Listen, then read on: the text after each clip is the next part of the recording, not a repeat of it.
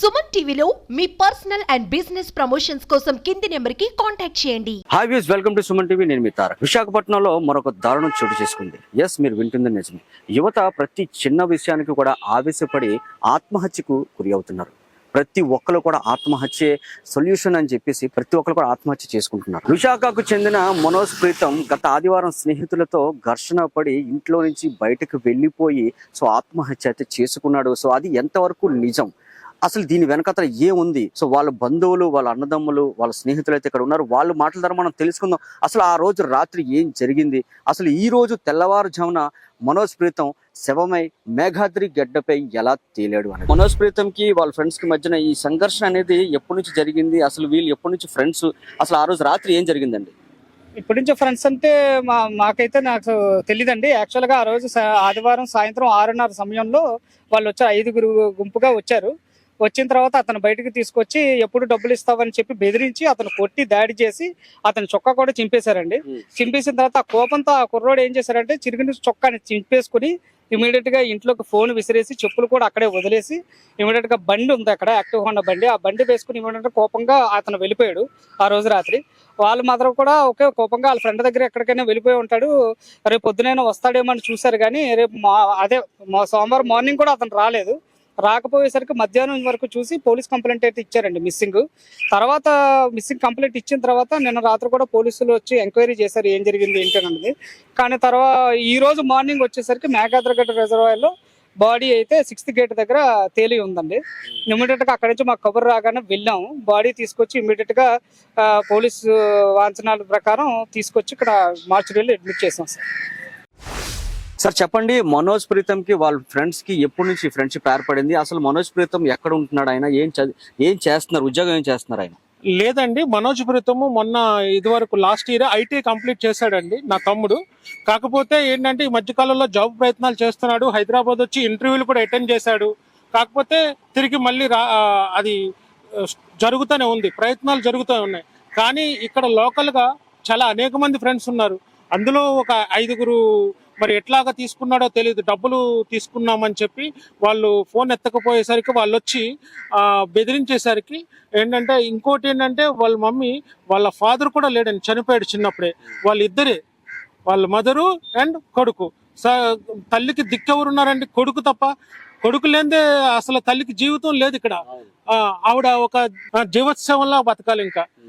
ఆవిడకి ఏదైనా న్యాయం జరగాలంటే ఆయన తరపు నుంచే జరగాలి సార్. కాకపోతే వాళ్ళు అలా చేయడం వల్ల ఏదో డబ్బులు ఉన్నా సరే కాకపోతే ఇవ్వకుండా దాడి చేసి వాడిని షర్టులు లాగేసి వాడి యొక్క మనస్తాపానికి గురి చేసి వాడిని ఈ విధంగా తీసుకొచ్చి వాడు తీసుకున్న క్షణిక ఆవేశంలో ఈ విధంగా ఒక మేఘనాద్రిగడ్డ రిజర్వాయర్లోకి వెళ్ళి సూసైడ్ చేసుకున్నాడు సార్.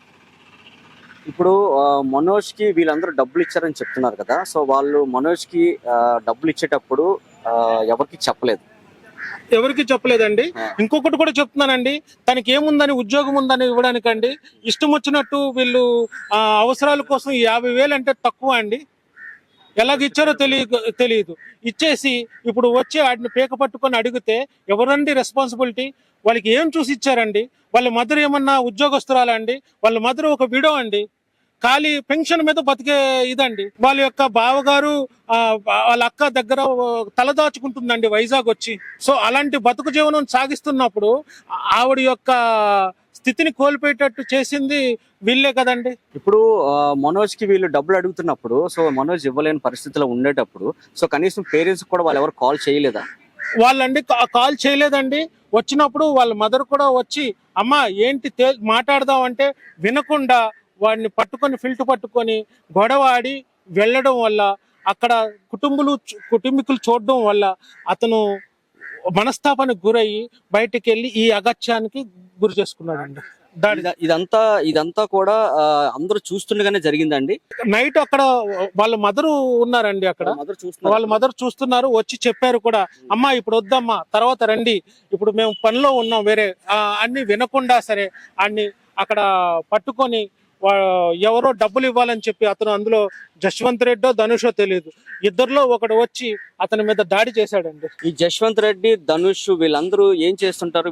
వీళ్ళందరూ వైజాగ్ వాస్తవ్యులేనా? వైజాగ్ వాస్తవ్యులండి. మాకు తెలిసి అంటే పెందుర్తి గాని మేబీ సింహాచలం వాస్తవ్యులు అయ్యి ఉండొచ్చు. కాకపోతే అదే ఇప్పుడు పోలీస్ విచారణలో తేలాల్సి ఉంది. ఇక్కడైతే మనోజ్ ప్రీతం కి సంబంధించిన వాళ్ళ బ్రదర్ అయితే ఇంకొక ఆయన ఉన్నారు. ఆయన మాటలతో మనం తెలుసుకుందాం. సార్ నమస్తే, చెప్పండి. మనోజ్ ప్రీతం కి ఎప్పుడైనా సరే ఇలాంటి బెదిరింపు కాల్స్ ఏమైనా వచ్చాయా? అంటే డబ్బులు మేము ఇచ్చాము, తను ఇవ్వలేకపోతున్నాడు, తను మేము అది చేస్తాం ఇది చేస్తాం అని చెప్పి బెదిరింపు కాల్స్ వచ్చాయా? అసలు ఏంటి చెప్తారా ఒకసారి? లేదండి, అలాంటి విషయం ఎప్పుడు మా వరకు అయితే రాలేదండి.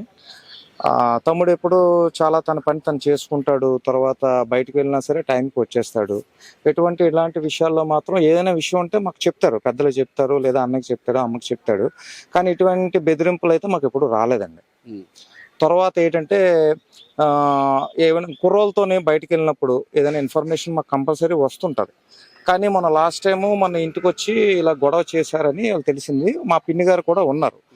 వాళ్ళు దాడి చేశారు, తమ్ముడి మీద దాడి చేశారు. దాడి చేసిన తర్వాత వాళ్ళు ఏదైనా సరే పెద్దవాళ్ళు ఉన్నప్పుడు వాళ్ళు పెద్దవాళ్ళని అడగాలి. ఇంటికి వచ్చి దాడి చేసి ఎవరైతే ఇప్పుడు మా తమ్ముడైతే ఉన్నారో ఆయన మనస్తాపన గురి చేశారండి. ఆ మనస్తాపన గురి అయ్యాడు కాబట్టి దీంతోనే ఆయన సూసైడ్ చేసుకున్నాడండి. సూసైడ్ చేసుకున్నాడో లేదో తెలియదు, కానీ అక్కడ జరిగింది ఏంటి ఇంకా పూర్తి వివరాలు మాకు రాలేదండి. ఇప్పుడు పోస్ట్ మార్టం అయితే గానీ మాకు తెలియదండి. ఈ గొడవ జరిగిన తర్వాత మీ బంధువులు కానీ వాళ్ళ మదర్ కానీ ఇంకెవరైనా సరే చుట్టుపక్కల వాళ్ళు కానీ పోలీస్ వాళ్ళకి ఏమైనా ఇన్ఫార్మ్ చేశారా, చేయలేదా? లేదండి, కంప్లైంట్ పెట్టాము మేము, మిస్సింగ్ కంప్లైంట్ పెట్టాము. ఒక రోజు అలిగి వెళ్ళిన బాబు ఏంటంటే నెక్స్ట్ రోజు వచ్చేస్తాడని మేము అనుకున్నాం. కానీ ఇలాగ శవమై వస్తాడని చెప్పేసి మేము అనుకోలేదండి. నిజం చెప్తున్నాను, ఇలా శవమై వస్తాడని మేము అనుకోలేదు నిజంగా. కానీ ఇటువంటి సమస్యలు ఎవరికైనా తల్లిదండ్రులకి, ఒక తల్లికి బిడ్డ ఎవరికైనా పాస్వేరండి. అది మీరు మీ మీడియా వారు, పోలీసు వారు కొద్దిగా మీరు దయతలిచి మాకు న్యాయం చేస్తారని మేము కోరుకుంటున్నాం.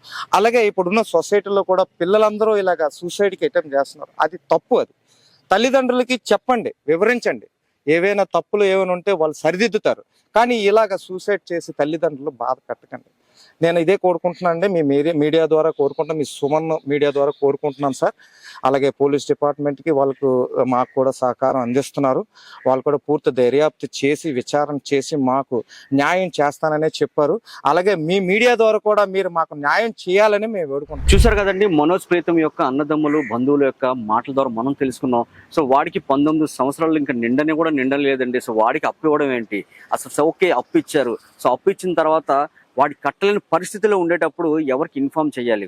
పెద్దలుగా మాకు ఇన్ఫార్మ్ చేయాలి. ఇన్ఫార్మ్ చేయకుండా మీద పడి గొడవ చేయడం వల్ల సో తను కొట్టడం, తన షర్ట్ చింపడం, అవమానం తను భరించలేకపోయాడు. సో అందుకే ఇంత అఘాయిత్యానికి తను అయితే పాల్పడ్డాడని చెప్పేసి వాళ్ళ అన్నదమ్ములు, వాళ్ళ బంధువులు అయితే చెప్తున్నారు. సో తనైతే జులైగా తిరిగే వ్యక్తి కాదండి. తన ఒక ఫ్యామిలీ రెస్పాన్సిబిలిటీ పర్సన్. సో తనైతే తన తల్లి మాట, తన బంధువుల మాట తనైతే వింటాడు, తనైతే ఎక్కడికి తిరగడు అని చెప్పి వాళ్ళైతే చెప్తూనే ఉన్నారు. సో ఇంత అఘాయిత్యానికి పాల్పడడానికి కారణం కూడా వాళ్ళ ఫ్రెండ్స్ అని క్లియర్ అయితే వాళ్ళైతే చెప్తూనే ఉన్నారు. తన తల్లి పరిస్థితి అయితే చాలా దారుణంగా ఉంది. సో నాకు ఇంకెవరు లేరు, నేను ఎవరి కోసం బతకాలి, నేను చచ్చిపోతాను అని చెప్పేసి ఆవిడైతే మనోవేదనకైతే గురవుతున్నారు. సో నా కొడుకు చావుకి కారణం ఎవరైతే ఉన్నారో వాళ్ళకైతే కఠినంగా శిక్ష పడాలని చెప్పేసి ఆవిడే కోరుకుంటున్నారు. అలాగే ఆవిడతో పాటు వాళ్ళ బంధువులు, వాళ్ళ అన్నదమ్ములు కూడా కోరుకుంటున్నారు మాకు న్యాయం జరగాలని చెప్పేసి. కెమెరామెన్ ప్రసన్న కుమార్తో తారక్, సుమన్ టీవీ, వైజాగ్.